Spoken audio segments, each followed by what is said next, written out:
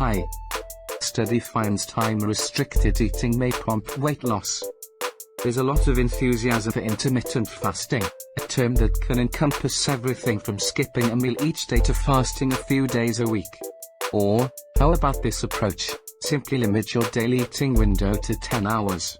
This means that if you take your first bite of food at 8 a.m., you'd need to consume your last calorie of the day by 6 p.m. A new study published in Cell Metabolism offers some evidence that the approach can be beneficial. Researchers tracked a group of overweight participants who followed this approach for about 3 months. Typically, people would go for an 8 a.m. to 6 p.m. eating window, explains Dr. Pam Taub, a cardiologist at the University of California, San Diego's School of Medicine, and an author of the study. During the fasting period, participants were encouraged to stay hydrated with water. Each day, they logged the timing of their meals and their sleep in an app. We saw a 3% reduction in their weight and a 4% reduction in abdominal visceral fat, says Taub.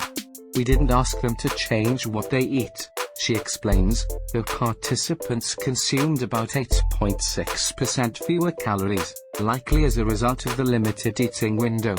In addition to the weight loss, we saw that cholesterol levels improved and blood pressure levels also improved, Taub explains. There was also some reported improvement in sleep quality, and many of the participants reported more energy. We are surprised that this small change in eating time would give them such a huge benefit, says Sachidananda Panda, a professor at the Salk Institute for Biological Studies and a co-author of the study. Panda and Taub have some theories that may help explain the reduction in belly fat and weight loss. When you go into a fasting state, you start to deplete the glucose stores in your body and you start to use fat as your energy source, Taub explains. You can enter a low-grade state of ketosis. And once stored fat is fueling your body, that can lead to a good amount of weight loss, Panda says. There are still lots of unanswered questions when it comes to fasting, such as, are shorter windows of fasting effective? There is recent data to show that time-restricting eating to even 12 hours has beneficial effects, says Dr. Phyllis Z., the director of the Center for Circadian and Sleep Medicine at Northwestern University's Feinberg School of Medicine. She was not involved in the new study, but we asked her to take a look at it. What is interesting is the result on weight loss within 12 weeks, Z says. The study was small, just 19 people. All the participants were overweight and had a cluster of risk factors: elevated blood sugar, elevated cholesterol levels and high blood pressure, that put them at higher risk of heart disease. A larger study, funded by the National Institutes of Health, is underway to examine daily fasting in people with metabolic syndrome.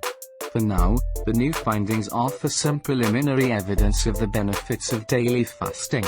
Taub says you can think of a few extra hours of daily fasting as a way to give your metabolic organs a rest. When you're constantly giving the body calories, you're constantly making your cells work, she says. Just as your body and brain feel refreshed after a good night's sleep, the researchers say fasting can help restore and rejuvenate your organs. This is not the first research to show that the timing of meals can make a difference to our waistlines.